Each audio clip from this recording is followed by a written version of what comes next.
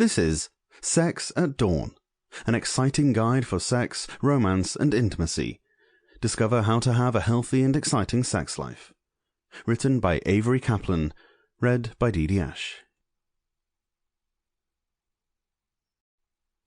Introduction. Despite the sexual revolution in the 1960s, the fact is many Americans still feel that sex is a taboo. Each person has different sexual preferences, and though there are those who are very vocal about their needs in bed, there still are others who opt to keep silent for fear of being called vulgar.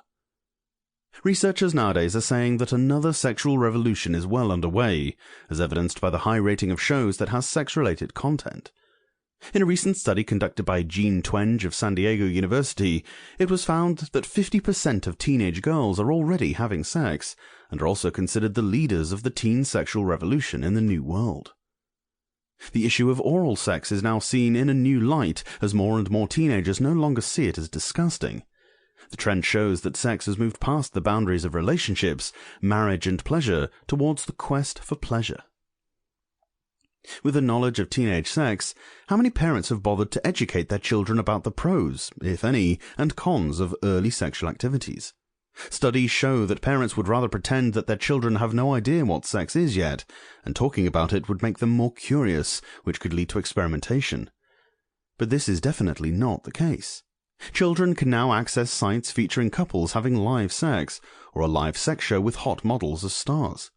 No, teenagers nowadays are no longer as innocent as we want them to be, and despite the many precautions parents take to prevent their children from sexy webcam chat rooms and club live sex, it just isn't enough.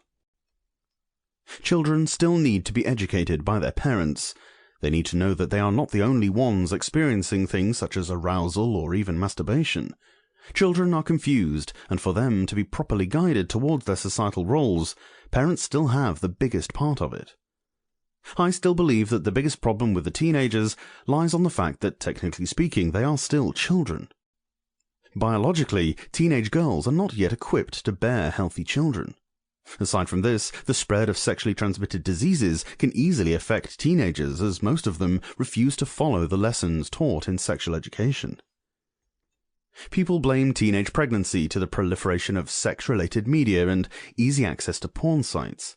It is true that several studies have found a relationship between early sexual experimentation and sexual innuendos in TVs and movies. But hey, you can't blame everything on media. True, the media is cluttered with so much sex-related content, but still, you are responsible for your kids. Cam-to-cam sex stars don't tell your children to go out and have sex. Sample complete. Ready to continue?